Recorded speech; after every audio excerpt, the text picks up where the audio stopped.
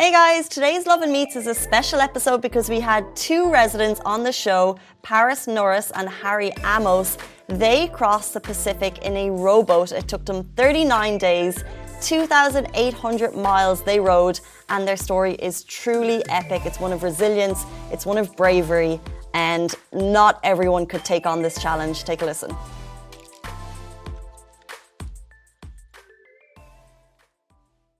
They came back from 39 days at sea in a rowboat. They rowed a total of 2,800 miles through every weather condition known to man, and all for a great cause. Welcome to the show, Norris and Harry Amos. Thank you so much for joining us. Thank you very much for having us. Tell us, what were you doing in a rowboat for 39 days? What exactly was the challenge? Well, okay, so how did this all start? So it was COVID. We're all sat in lockdowns around the world. My brother in Sweden, I was here in Dubai, Paris was in Dubai, and Barney, the other member, was in London, and we were all just thinking, what on earth are we going to do next? I had a little bit of exposure to ocean rowing through friends of mine who'd rowed the Indian Ocean and the Atlantic Ocean, and it had been on the bucket list, and my brother finally managed to convince me to do it, and so that was the start point, really. We knew absolutely nothing about what we were getting ourselves in for. We thought we had prepared because it took 2 years of preparation. Yeah. But as soon as we got on the water, I think we realised we didn't know what we were doing. Really? It's funny because we've got a video of our first dispute, which was after about 20 minutes. Trying to figure out which way was north. North, yeah. Right? You would have thought something like that would be something we could agree on, but we were like, no, the instruments say it's this way. I was like, no, it can't be that way, Harry. The land's this way. And we were a bit disoriented because America doesn't run north and south. It actually runs sort of southeast to northwest. So in my mind, like north was that way, but actually north was into the land. And don't worry, we had a compass. And we figured out. But even so, if your mind is telling you one thing and this device is telling you another, which do you go with? Well, no, that's a good point actually, because you often do question yourself. You know, you have this sort of image in your mind. You're confident in what you're doing, but the gear doesn't line up. Now, as it turned out, we found out after about 3 days that some of our steering equipment wasn't calibrated, and it was out annoyingly by only about 20 degrees, but 20 degrees is enough to make you sort of think, is it right, or am I wrong, or is that wrong, or whatever? And then we had this horrible 24-hour period where we were rowing, desperately trying to get west, but in order to get west, we were sort of rowing into the weather, and we doggedly rowed through the night, a horrible side-on wind and waves, and then the next morning, we sort of turned on the tracker where we could see where some of the other boats were, and we'd pushed annoyingly far north, and it was at that point there we realised that we'd definitely been rowing on the wrong bearing, after which we then calibrated it, which then brought us on, and then from then on we were sort of fine. But it was probably about 30 nautical miles. Everyone thought we were going to Alaska. We were like, it's pretty cold. And the other thing is we hadn't figured out in all of our training that the compass is actually set the other way.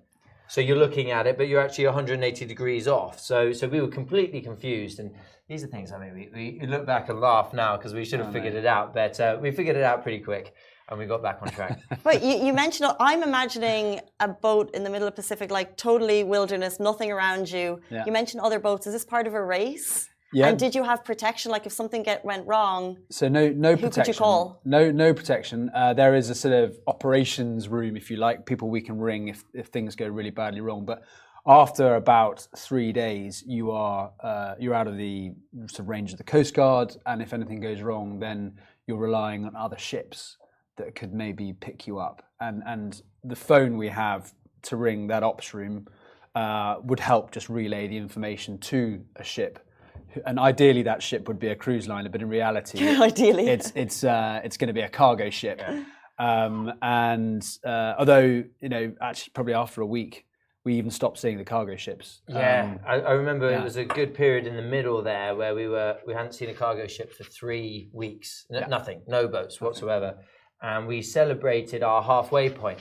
And I was like, guys, you do realize that means we're the furthest away from help we're ever going to be. And because we were 1,100 nautical miles, 1,400 miles Yeah. away from anything. Yeah, so we were. I mean, in terms of being deserted, there's no sparser space in the world than the Pacific Ocean. It's where they have Point Nemo, which is the most sort of derelict place in the world. It's the furthest away from any land or any shipping lanes. At Point Nemo, you're closer to the International Space Station, which is 420 kilometers above you. Whoa. Than you are the nearest shipping lane, let alone land. Yeah. So the nearest shipping lane is 500 miles away. Okay, so Point so Nemo. Astronauts are closer to you than ships. It's game over. And you mentioned weather. Like, can you describe to us maybe the worst weather condition that you face? Like, what is it actually like being, in this tiny little boat and just you guys against the elements? What's your mind going through at that time? Well, so the short answer is you get on there and all the waves seem big. So every wave that hits you, wow, that's a huge one. And then the weather hits you and, oh my God, these are the biggest waves ever. And then it just gets worse and worse. And by the end, when you've seen the biggest possible wave, which is around 40 foot with breakers on top of it, your fear of the waves eventually sort of dissipates. But yeah, that about 40 foot with breakers on top. 40-foot waves. Yeah. How big is the boat? It's 7.5 meters long, and when we set off, the safety officer Ian Couch said to us, prepare yourself for the first 48 hours of your life. And it was certainly the worst 48 hours of life. For you it was particularly bad. For me it was particularly bad because I got seasick after about 24 hours. Can I paint the picture here? So I was just coming on at about 4 o'clock in the morning. So they'd just been rowing for their 2-hour shift. My brother and I were coming on for the 2-hour shift. So I literally just put my gear on, opened the door, I turned my head torch on, I caught Paris's eyes and then just watched him flop to the side of the boat and try and get his head over the side so that he could... Because my feet are strapped in for the rowing. So he's desperately trying to be sick over this, and he's obviously pukes everywhere. And probably one of the most important things about rowing an ocean, bearing in mind you're rowing for up to 14 hours a day, burning up to 8,000 calories a day, is how much food you eat. And Paris didn't eat a morsel for the first 3-4 days. So there I am. We at that point in time, we were rowing 14 hours a day. So I kept on shift, but I'm burning maybe 6,000-7,000 calories and not taking any in.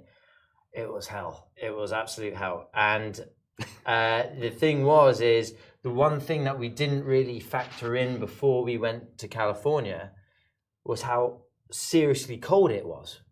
Like the water was 10 degrees centigrade. Whatever they tell you about California, it's a lie. It's not warm and sunny, full of surfers, whatever. No. It was 10 degrees, gloomy skies, rain, crosswind. It was, we had that for 10 days, right? And so we hit 2 storms. And the thing about storms is, if they hit land, they get given a name and everyone knows about them. We hit one that was coming into Hawaii called Storm Calvin, which everybody was very freaked out about because we were in that storm.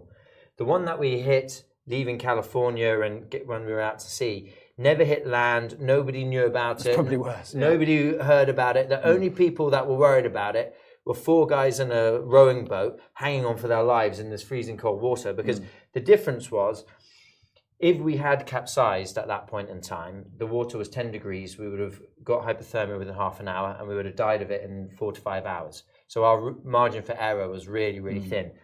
When we were coming into Hawaii, if we capsized the boat, we would have done some backstroke to land. We really quite enjoyed it. It was beautiful. But what happened when we hit Storm Calvin, everybody on land was very scared for us because our friends and family had come to Hawaii. And the news was going mad. And they're like, what about these guys in the ocean?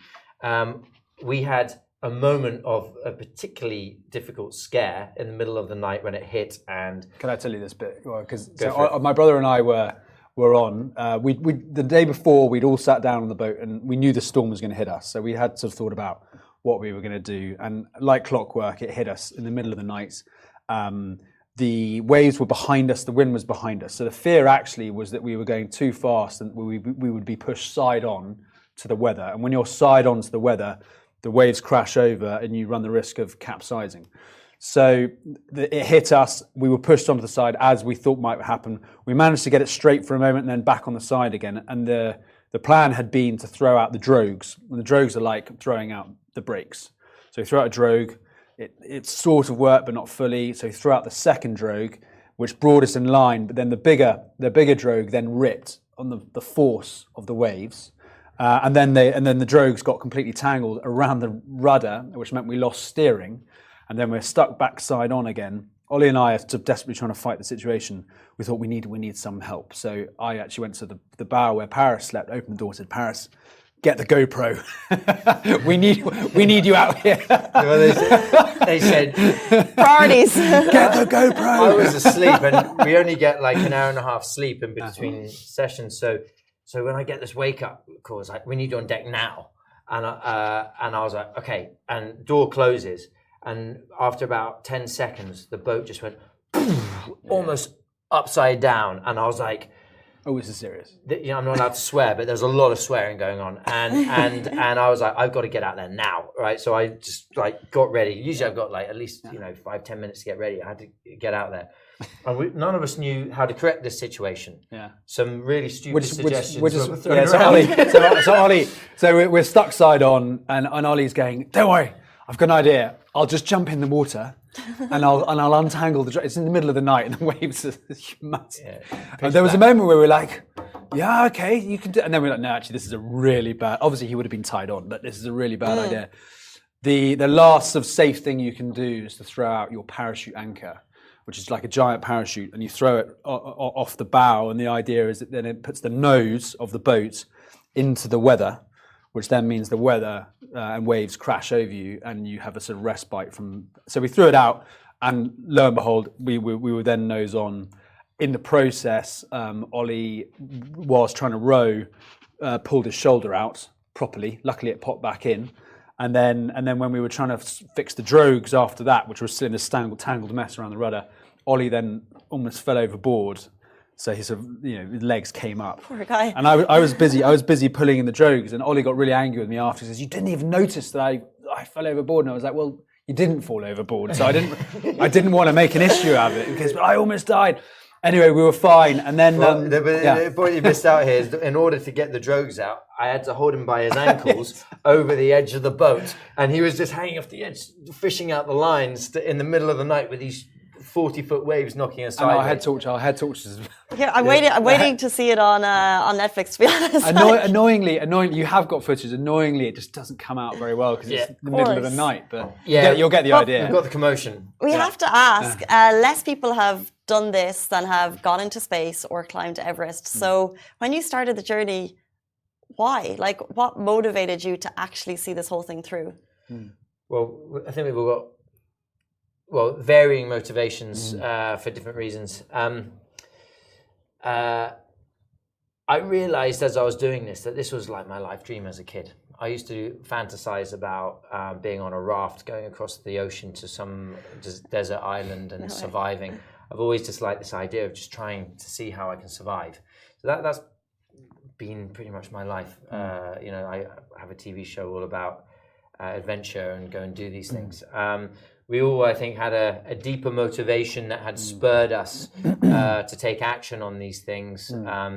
Harry can mention his. I had someone close to me die who hadn't lived their life to the fullest, and I was like, "That's it. No more thinking about it. Let's get doing all the things. All the guys that I thought were heroes for what they did.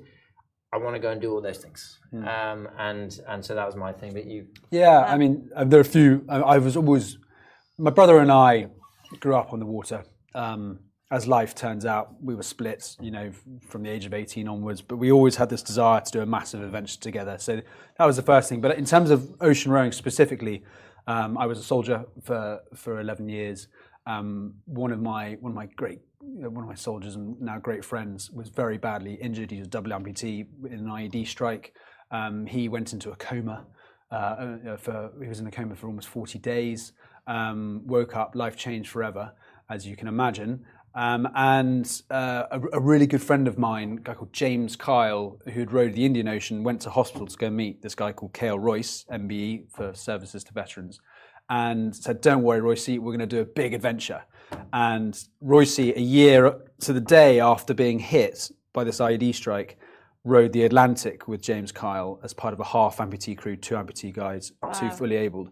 And then because he's a complete lunatic, he then did it again the year after that as part of an all amputee crew. So Royce for me was a massive inspiration. And I went to this event after his row with my brother, and that was what planted the seed with Ollie. And so, yeah, it was like a 10-year mission, which we'd been procrastinating, and finally COVID got us across the line to start actually organising it. But that's the inspiration for me. That's some strong motivation there. And in case anyone is watching and they're inspired by your story, what's the preparation like? Like, could I decide, okay, this is what I want to do? Is there a lot of money involved? Mentally, physically, what type of preparation do you need to take this challenge? Well, there's lots of things. The first question I had when we started this out is, how on earth are we going to pay for it? It is expensive. You know, these are bespoke boats. There are only 100 or so in the world. So we rang up the boat maker and got our first understanding of how much this is going to cost. All in, plus the charity money we wanted to raise, we're talking around £300,000. And so, yeah, the first thing we did was go to sponsors, and we were very lucky with our local network here in Legatum, which is an amazing philanthropic fund. There you go, there. We're the first strong people, logo, Legatum. and we aligned with some of their mission and values, and so they were the people that got us going. And then another amazing company, GSB Capital, which is a private wealth fund, focuses on ESG here in Dubai. They were sort of the second big supporter we got. And then after there, it was a sort of trickle of smaller tickets, but that is probably the most stressful part of planning and preparation. That was like 2 years of raising money. I mean, so the biggest factor about being able to cross the ocean is money, right? So if people say it's about fitness or resilience, you're not even going to be able to test that if you haven't got the money.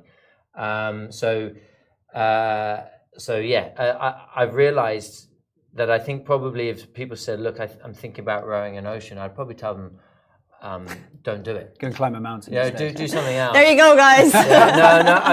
You've heard it here first. I'm serious because I do a lot of different adventures. I skydive. I believe anyone can skydive. Paramotor. So is Harry. Harry actually, his company taught me. I believe anyone can do it. Scuba diving, anyone can do it. Not anyone can row an ocean.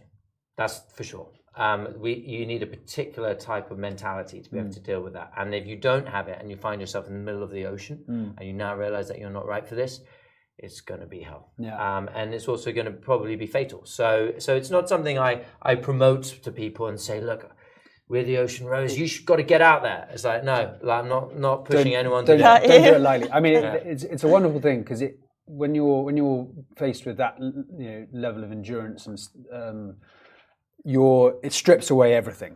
You're exhausted, tired, very exposed, often afraid, and probably uniquely to rowing, but many endurance sports are the same.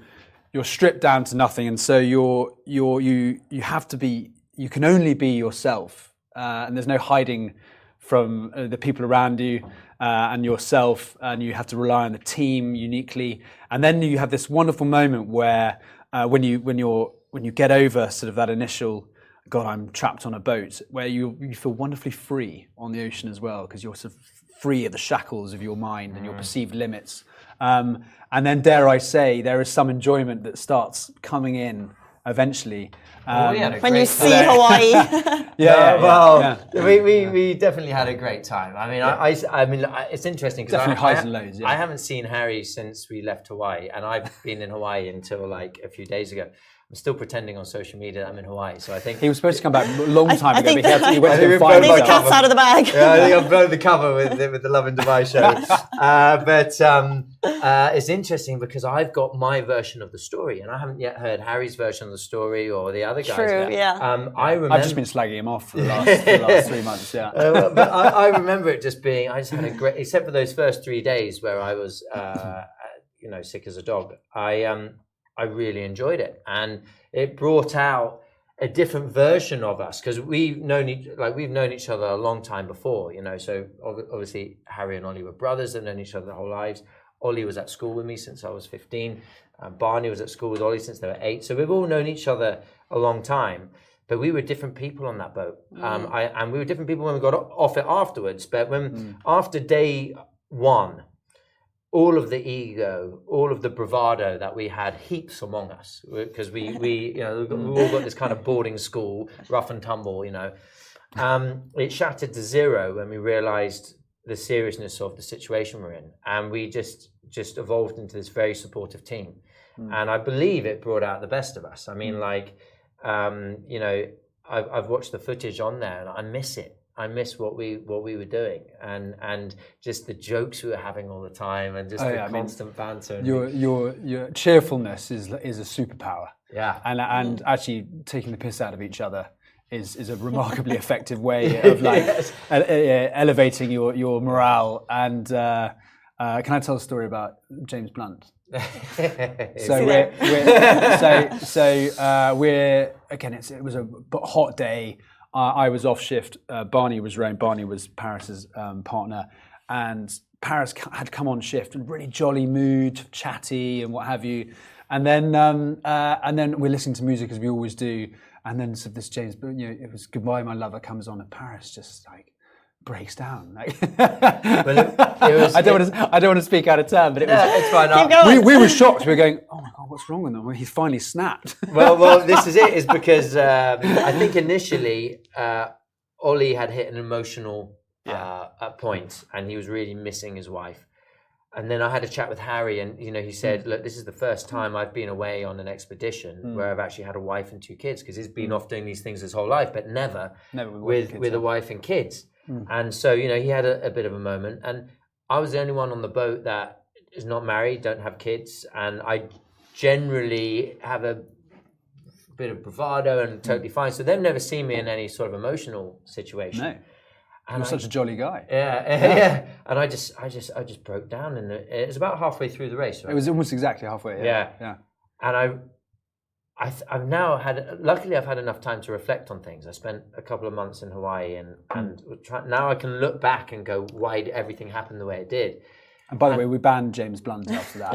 No more James Blunt after that. No more James Blunt. He did his job.